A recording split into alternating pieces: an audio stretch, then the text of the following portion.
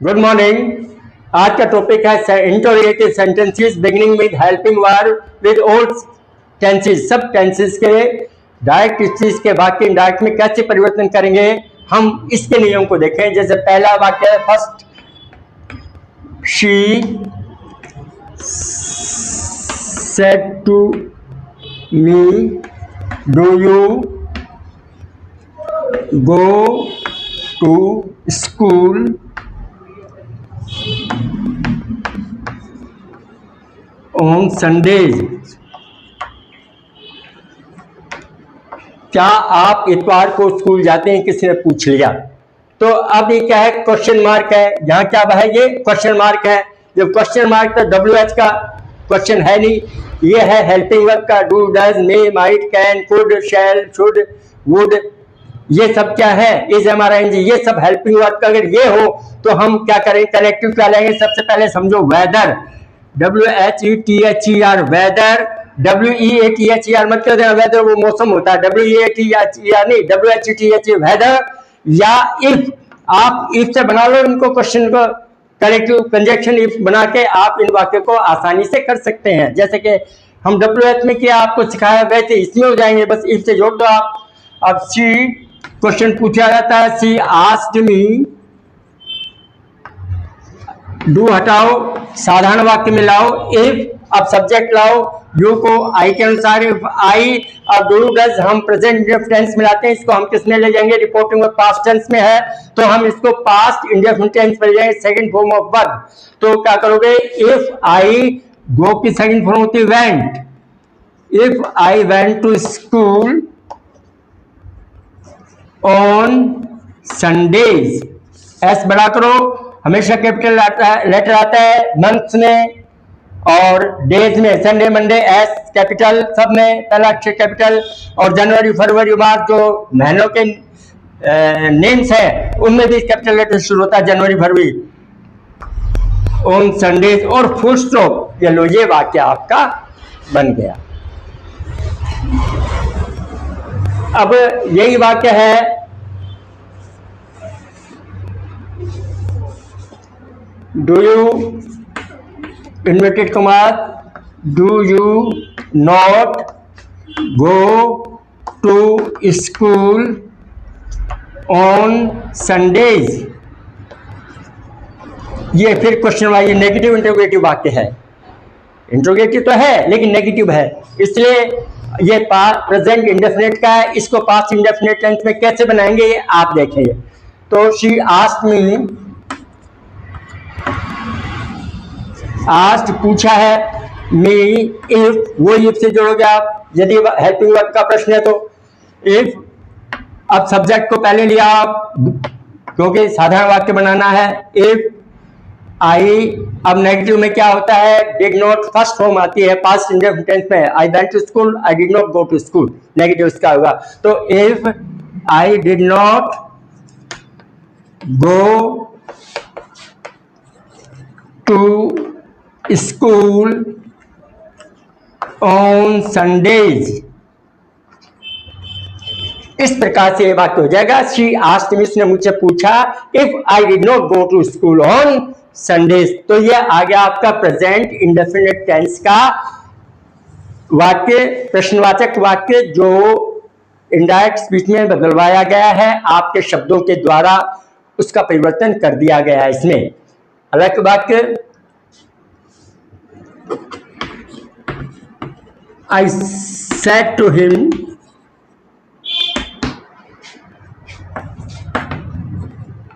are you singing a song? ये question, क्या तुम एक गाना गा रहे हो, ये इन्वर्टेड कोमास के अंदर ये वाक्य दिया गया है। ये प्रश्नवाचक वाक्य, ये क्वेश्चन मार्क यहाँ लगा हुआ है तो हमने पहचान लिया प्रश्नवाचक वाक्य है। अब इसको कैसे रूपांतरित करेंगे इनडायरेक्ट स्पीच में दिए गए वाक्य डायरेक्ट स्पीच को, क्वेश्चन मार्क को। तो WH का तो है नहीं, तो WH तो कनेक्टिव आएगा नहीं, तो कौन सा है, इज हमारा आपको पता है सहायक क्रिया हेल्पिंग वर्ब है, तो हेल्पिंग वर्ब का वाक्य है। तो सबसे पहले हम जब रिपोर्टेड स्पीच को हटाएंगे तो हम इफ से जोड़ देंगे इसको, इतना आप करो। ये है रिपोर्ट तो आई आस्क्ड हिम, मैंने उससे पूछा। आस्क के बाद में प्रोपोर्शन आता नहीं है, आस्क्ड हिम, इफ से आपने जोड़ दिया आई छोटा, इफ। अब यू को किसके पास जाएंगे, रिपोर्ट वर्ब के ऑब्जेक्ट के पास, हिम का सब्जेक्ट होता है ही।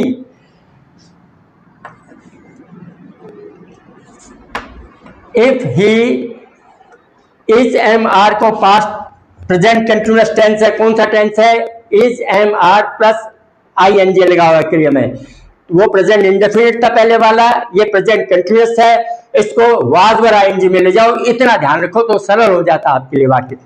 I asked him if he was singing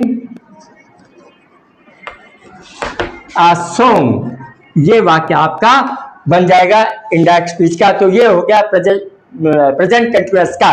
यदि नोट होता तो हम she was not singing a song, note यहां लगाते थे आप, तो आपका वाक्य बन जाता। हाँ, प्रेजेंट सिंपल प्रेजेंट या प्रेजेंट इंडेफिनिट देख लिया आपने, प्रेजेंट कंटिन्यूअस। अब प्रेजेंट परफेक्ट को क्वेश्चन मार्क को कैसे, क्वेश्चन वाले सेंटेंस को कैसे इंडायरेक्ट स्पीच में करते हैं वो देखो। She said to me, said to him, she said to him, उसने उससे पूछा, हैव यू ईटन फूड, क्या तुम खाना खा चुके हो, ये क्वेश्चन मार्क और ये रिपोर्टेड स्पीच क्लोज्ड। क्या अब ये has have present perfect tense में हेल्पिंग वर्ब के बन के आता है, और हेल्पिंग वर्ब में मेन वर्ब की थर्ड फॉर्म का प्रयोग किया जाता है, चुके हैं। I have eaten my food, you have eaten your food, they have eaten their food. तो इस प्रकार से अलग अलग प्रोनाउन का प्रयोग करके हम बना सकते हैं। Has she made food, has she made food, ये थर्ड पर सिंगुलर तो हैज, ही है तो हैज, तो ये ध्यान रखो, हैज है दो हेल्पिंग वर्ब का प्रयोग किया जाता है, किसमें हैज का, किसमें हैव का, according to subject of the given subject. तो eaten have see you eaten food, तो she asked me, she asked him, she asked him if, क्योंकि हेल्पिंग वर्ब है तो ध्यान रखो प्रश्न मार्क है, डब्ल्यू एच का शब्द नहीं है तो इफ से जोड़ देंगे, डब्ल्यू एच आता है डब्ल्यू एच से ही जोड़ देते, वही कनेक्टिव हो जाता कंजक्शन।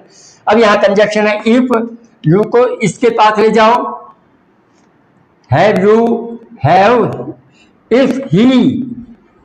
अब हम प्रेजेंट परफेक्ट टेंस को करते हैं पास्ट परफेक्ट में, had plus third form, had plus, यहां हैड प्लस थर्ड फॉर्म में इसको हम ले जाएंगे, तो if he had eaten, third form had plus third form food, और ये full stop. If he had have you eaten food, तो she asked me if he had eaten food.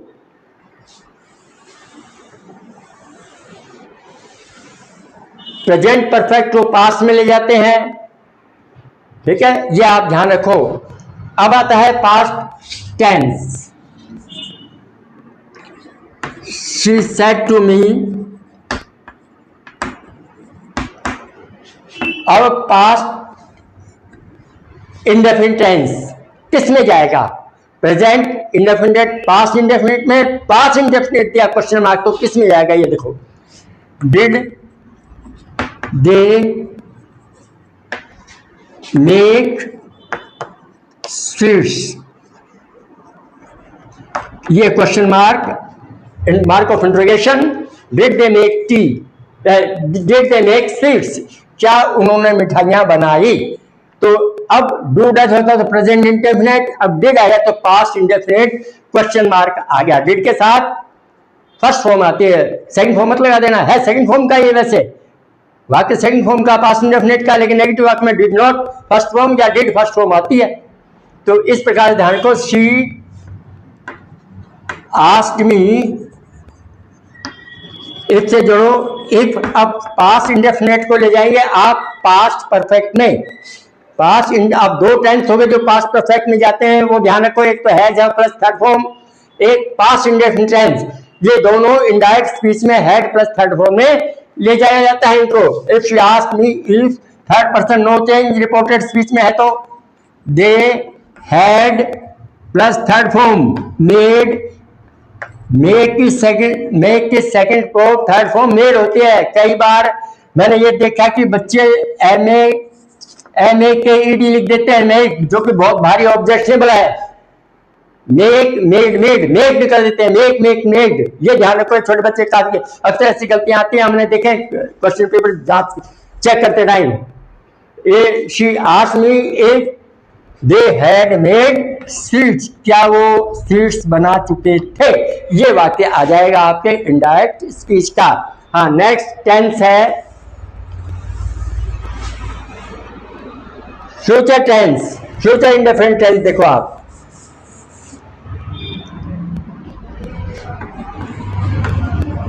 Ram said to Sita,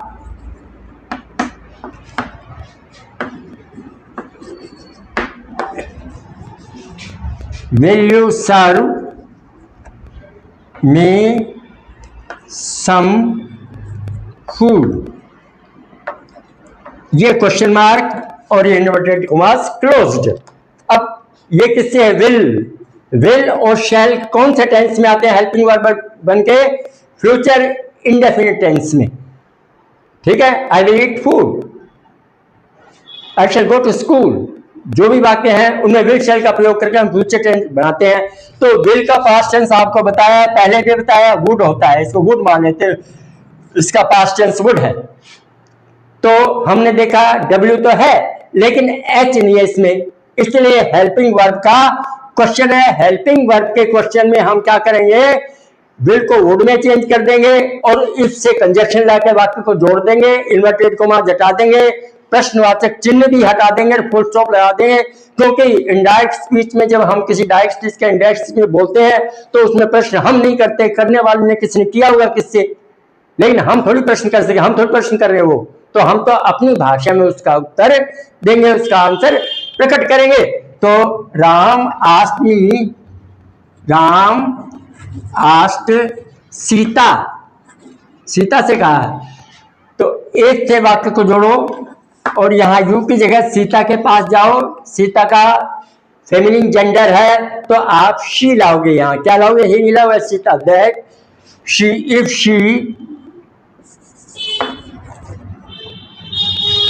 will का would लाओ, पहले will would नहीं लाओ, if would she करते प्रश्नवाचक वाक्य हो जाएगा, हेल्पिंग वर्ब पहले आ जाएगी।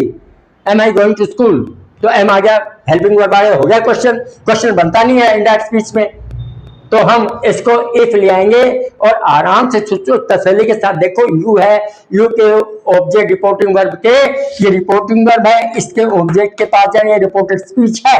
यदि second person is given in the reported speech, then go to the object of the reported one. Object is given Sita, then comes she. क्योंकि सीता यहां गया ना, तो कि क्या है, यहां सीता कर दो आप, या फिर आप सीता कर दोगे तो क्या है, you don't know what is pronoun. यदि आपने कर दिया एक सीता, लो मैं कर देता हूं, Sita would serve, SERV is serve, me है, मी किसके फर्स्ट पर्सन आ गया, तो आप किसके पास जाओ, राम के पास जाओ, subject of that reporting verb, तो क्या करोगे, हिम, उसको, रामचंद्र जी को, राम को, हिम सम फूड, जो भी है सम फूड। अब हमने सीता तो कर दिया, इसका मतलब क्या कमजोरी दिखा रही है आपका वाक्य में, ये कमजोरी तो you don't know what is pronoun, pronoun की ग्रामेटिकल मिस्टेक है।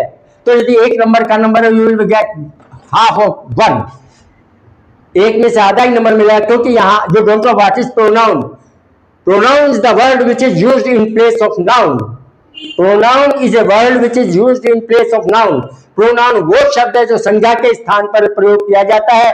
तो यहाँ प्रोनाउन की कमजोरी होगी यदि सीता करते ही, तो आप क्या लोगे, इफ शी लाओगे, ये लाओगे, संज्ञा के स्थान पर आने वाले शब्दों को हम सर्वनाम कहते हैं, तो आप क्या लाओगे, शी लाओगे, आप शी लाओगे। ठीक है, तो आज इतने ही वो है वाक्य आपको करवाए जाएंगे, इसके बाद में कल कंटिन्यू रखेंगे, कल का ये हेल्पिंग वर्ब का अपना लेसन हो रहेगा। इसके बाद में दूसरा टॉपिक हम लेंगे, जैसे एक्टिव पैसिव ले लेंगे या कोई और ले लेंगे।